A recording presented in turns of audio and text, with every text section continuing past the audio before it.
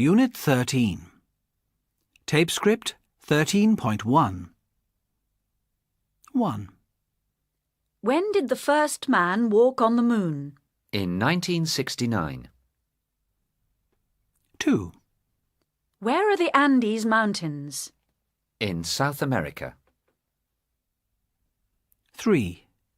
Who did Mother Teresa look after? Poor people in Calcutta. 4. Who won the last World Cup? France in 1998. 5. How many American states are there? 50. 6. How much does an African elephant weigh? 5 to 7 tons. 7. How far is it from London to New York? 6,000 kilometres. 8. How old was Princess Diana when she died? 36. 9. What languages do Swiss people speak? German, French, Italian and Romansh. 10. What did Marconi invent in 1901? The radio. 11. What sort of music did Louis Armstrong play? Jazz. 12. What happens at the end of Romeo and Juliet? Romeo and Juliet kill themselves. 13. What happened in Europe in 1939? The Second World War started. 14. Why do birds migrate? Because the winter is cold. 15. Which was the first country to have TV? Britain. 16.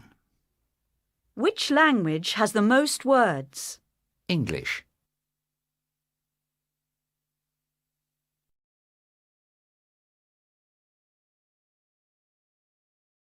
Tape script 13.2. 1. Why do you want to go? 2. Who is she? 3. Where's he staying? 4. Why didn't they come? 5. How old was she? 6. Does he play the guitar? 7. Where did you go at the weekend?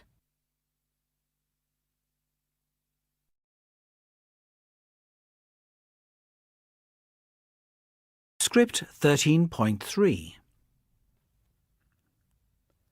It was about 2 o'clock in the morning, and suddenly I woke up. I heard a noise. I got out of bed and went slowly downstairs. There was a light on in the living room. I listened carefully. I could hear 2 men speaking very quietly. Burglars, I thought. 2 burglars. Immediately, I ran back upstairs and phoned the police. I was really frightened. Fortunately, the police arrived quickly. They opened the front door and went into the living room. Then they came upstairs to find me. "It's all right now, sir," they explained. "We turned the television off for you."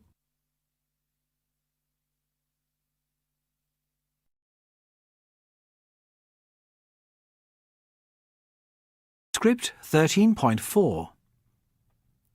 Part 1. A train journey.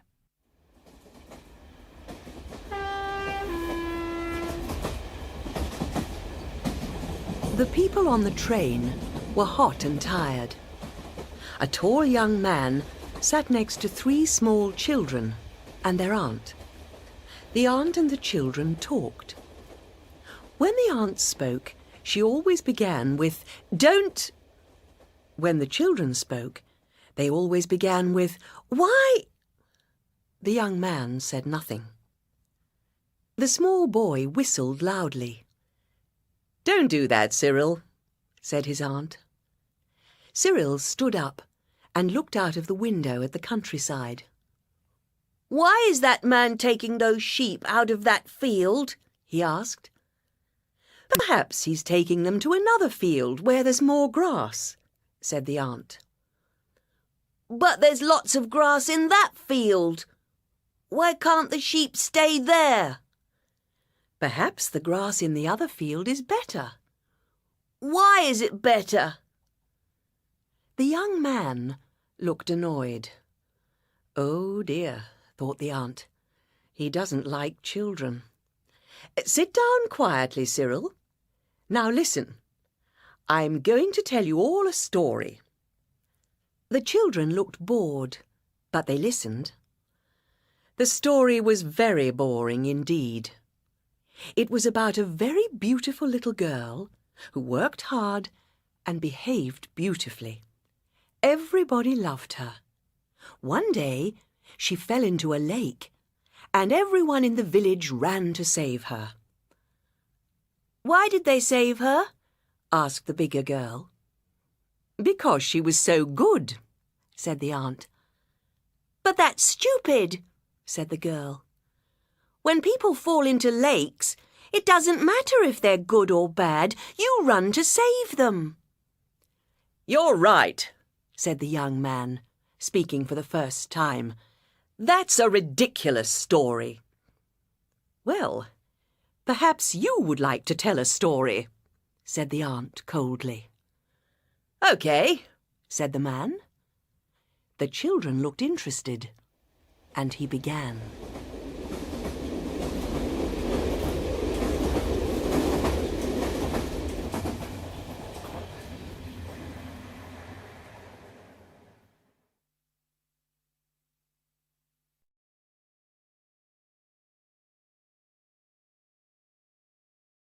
Tape script 13.5. Part 2. The Tale of Horribly Good Bertha. Once upon a time, a long time ago, there was a little girl called Bertha. She was always well behaved and worked hard at school to please her parents and her teachers. She was never late, never dirty or untidy, never rude, and she never told lies. The children on the train began to look bored. "Was she pretty?" asked the smaller girl.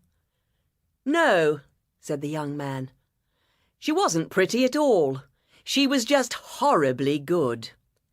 Bertha was so good that she won 3 gold medals.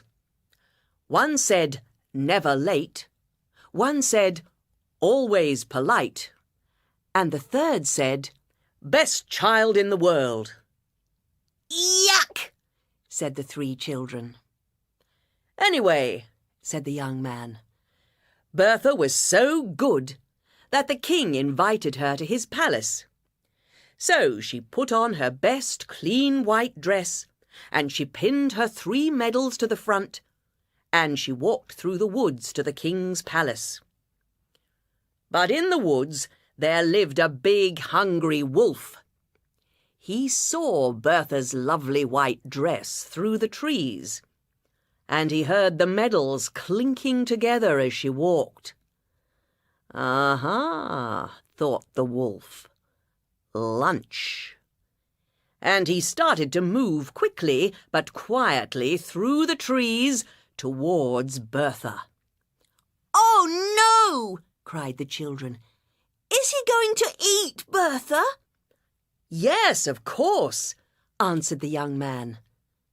Bertha tried to run away, but she couldn't run fast because the medals were so heavy. The wolf caught her easily, and he ate everything, every bit of Bertha, except her 3 medals.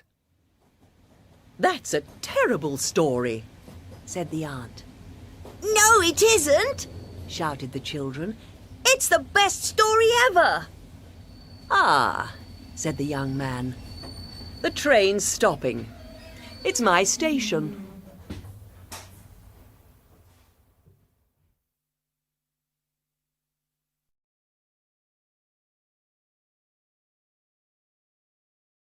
Tape script 13.6. Trains from Oxford to Bristol Temple Meads, Monday to Friday. Here are the departure times from Oxford and arrival times in Bristol. 08:16, arriving 09:46. 09:45, arriving 11:14. 10:40, arriving 12:08. 11:13, arriving 13:41.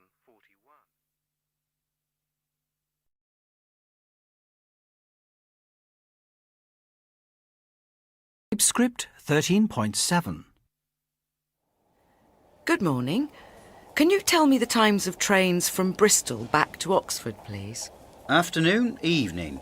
When do you want to come back? About 5 o'clock this afternoon. About 5 o'clock. Right. Let's have a look. There's a train that leaves at 5:28. Then there isn't another one until 6:50. And what time do they get in? The 5:28 gets into Oxford at 6:54, and the 6:50 gets in at 8:10. Thanks a lot.